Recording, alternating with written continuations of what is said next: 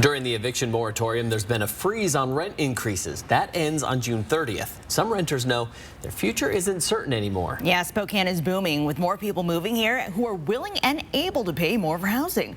Esther Bauer joins us live with how rent increases are leaving families worried they may not have a place to live. I'm live here at the Granite Court Apartments, which is where the Newman family has called home for the past 2.5 years.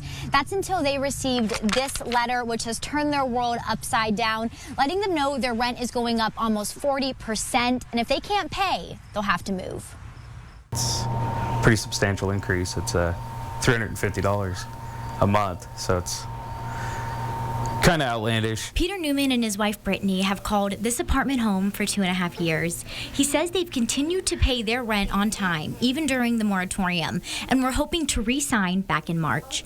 But their landlord moved everyone to month leases and then sent them this letter in May. They made everybody month to month so that they could forcibly get everybody out if you can't afford that. He was paying $970 a month, but if he wants to stay, now he'll have to pay over $1,300. And Peter isn't alone. Tenants are calling our office with 30% rent increases in their building, 50% rent increases in their building. Terry Anderson runs the Tenants Union of Washington State and says rent increases are another way landlords are forcing people out of their homes. And they can issue a rent increase notice, and if it's high enough and the tenant can't pay that amount of rent increase, well, that serves pretty much as a notice to leave. Landlords have gone over a year without payment from some tenants and have lost a significant amount of money. These rent increases are probably expected, but they are way larger than I ever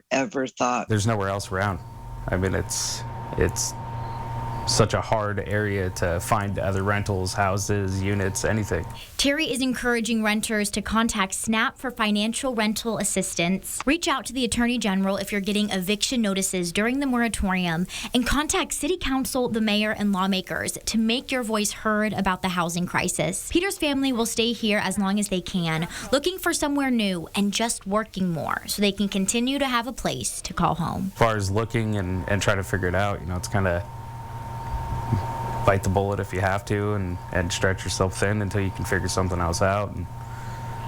But not much else you can do, pick up extra hours, something.